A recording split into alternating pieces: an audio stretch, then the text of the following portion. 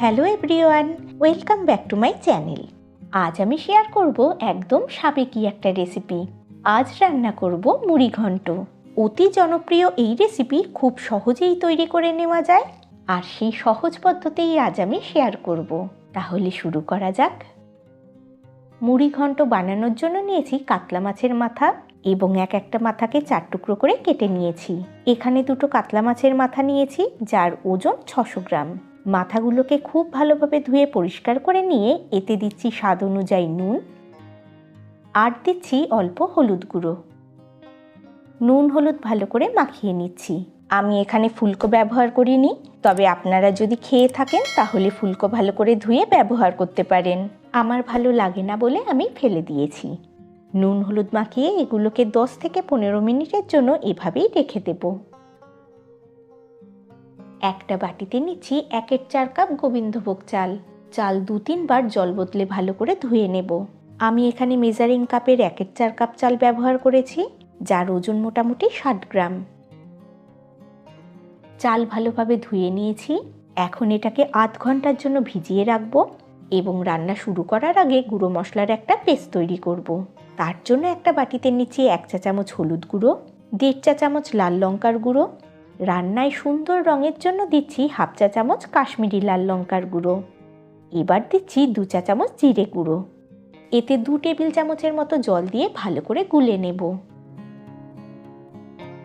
মশলার পেস্ট তৈরি হয়ে গেছে। এবার যাব নেক্সট স্টেপে। গ্যাসে কড়াই বসিয়ে তাতে দিচ্ছি 2 টেবিল চামচ সর্ষের তেল। তেল ভালো করে গরম করে নেব। রান্নাটা সর্ষের তেলেই করার চেষ্টা করবেন, তাতে এর স্বাদ অনেক বেশি হবে। তেল গরম হয়ে গেলে নুন হলুদ মাখিয়ে ম্যারিনেট করে রাখা মাথাগুলো ভেজে নেব। তার জন্য মাথাগুলো তেলের মধ্যে দিয়ে দিচ্ছি।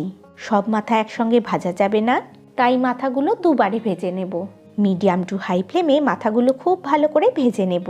মাছের মাথাগুলোকে ভালো করে ভাজতে হবে, কারণ মাছের মাথা যত ভালোভাবে ভাজা হবে মুড়ি ঘন্টর স্বাদ তত ভালো হবে।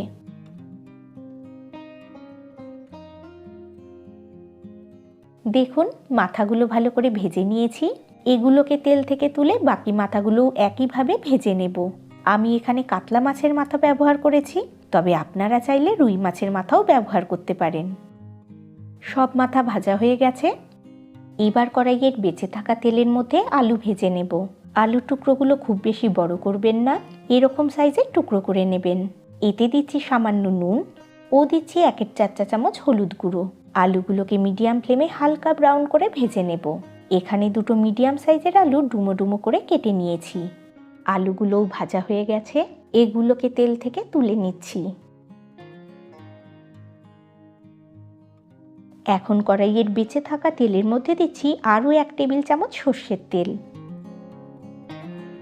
তেল গরম করে নিয়ে ফোড়নের জন্য এতে দিচ্ছি একটা শুকনো লঙ্কা, 1/2 চা চামচ গোটা জিরে। 10 সেকেন্ড নাড়াচাড়া করে নিয়ে তেলের মধ্যে দিচ্ছি গোটা গরম মশলা। রয়েছে 2টো এলাচ, 2টো লবঙ্গ, 1 টুকরো দারচিনি ও 2টো তেজপাতা। এগুলোকে একটু নাড়াচাড়া করার পর এর থেকে সুন্দর গন্ধ আসা শুরু হলে দিচ্ছি পেঁয়াজ কুচি। এখানে একটা বড় সাইজের পেঁয়াজ কুচি করে নিয়েছি। লো টু মিডিয়াম ফ্লেমে পেঁয়াজ হালকা ব্রাউন করে ভেজে নেব। পেঁয়াজ হালকা ব্রাউন করে ভাজা হয়ে গেছে। এখন এতে দিচ্ছি 1/2 টেবিল চামচ আদা বাটা। পেঁয়াজের সঙ্গে আদাও ভালো করে কষিয়ে নেব, যাতে এর কাঁচা গন্ধ চলে যায়। 1 মিনিট কষানোর পর তৈরি করে রাখা গুঁড়ো মশলার মিশ্রণটা দিয়ে দিলাম। সামান্য জল দিয়ে বাটিটা ধুয়ে দিয়ে দিচ্ছি। লো টু মিডিয়াম ফ্লেমে মশলা ভালো করে কষিয়ে নেব। মশলা কষে তেল ছেড়ে এলে এতে দিচ্ছি টমেটো। একটা মিডিয়াম সাইজের টমেটো টুকরো করে রেখেছিলাম। এর মধ্যে দিচ্ছি স্বাদ মতো নুন আর দিচ্ছি 1/2 চা চামচ চিনি। টমেটো নরম হওয়া পর্যন্ত সব কিছু ভালো করে কষিয়ে নেব। মশলাটা খুব শুকিয়ে এসেছে, তাই এর মধ্যে দিচ্ছি একদম সামান্য জল। মশলাটা এরকম শুকিয়ে গেলে কড়াইতে লেগে পুড়ে যাওয়ার সম্ভাবনা থাকে, তাই এরকম সামান্য একটু জল দিয়ে দিলে মশলাটা আর পুড়বে না। কিছুক্ষণ পর টমেটোগুলো একটু স্ম্যাশ করে দিচ্ছি।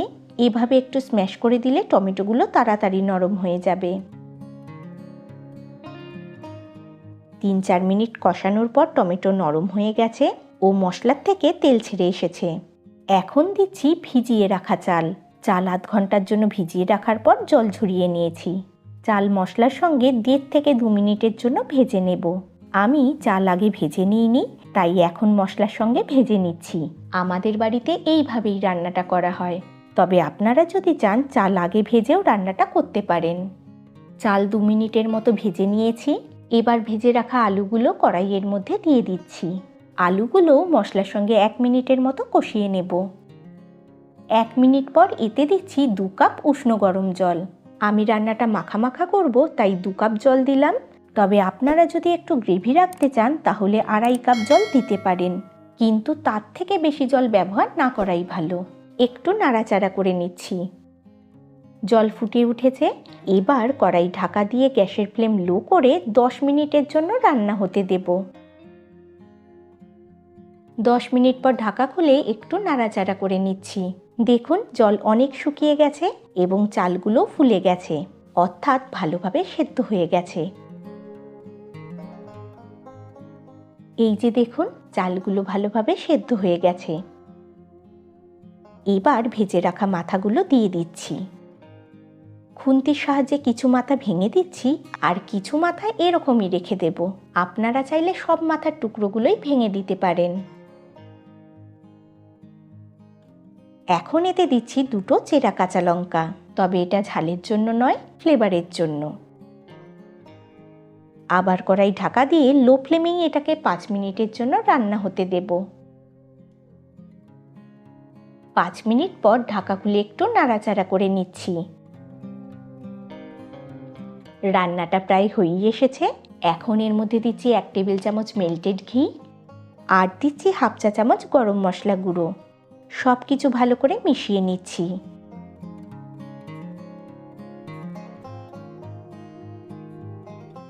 এখন কড়াই ঢাকা দিয়ে গ্যাসের ফ্লেম বন্ধ করে দিলাম ও এটাকে এভাবেই 5 মিনিট স্ট্যান্ডিং মোডে রেখে দেব। 5 মিনিট পর ঢাকা খুলে নিলাম। মুড়ি ঘন্ট একদম রেডি। এখন এটাকে একটা পাত্রে তুলে নিচ্ছি। তৈরি হয়ে গেছে দারুণ স্বাদের মুড়ি ঘন্ট। গরম ভাতের সঙ্গে এটাকে সার্ভ করুন, খেতে দারুণ লাগবে। এবারের নববর্ষে বানিয়ে নিন এই দারুণ স্বাদের মুড়ি ঘন্ট, আর বানালে কমেন্ট করে জানাতে ভুলবেন না আপনাদের কেমন লাগলো। ভালো লাগলে ভিডিওটি লাইক ও শেয়ার করে দিন, আর আমার চ্যানেলটা সাবস্ক্রাইব করা না থাকলে আজই চ্যানেলটা সাবস্ক্রাইব করে দিন। আজকের মতো এই পর্যন্ত।